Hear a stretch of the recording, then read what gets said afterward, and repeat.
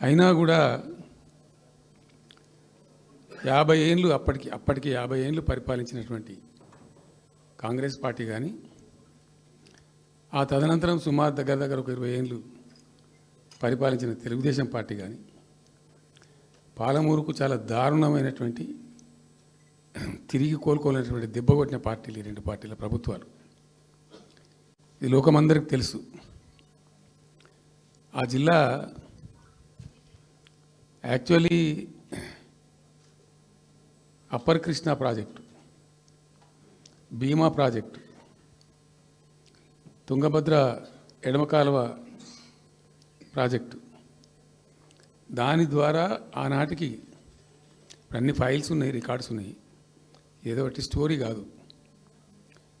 174 TMC నీళ్ళు పాలమూరు రంగారెడ్డి జిల్లాకు రావాల్సి ఉండే. పాలమూరు జిల్లాకు ఆనాటి ప్రతిపాదిత ప్రాజెక్టుల ప్రకారం రావాల్సి ఉండే. ఆంధ్రప్రదేశే ఏర్పాటే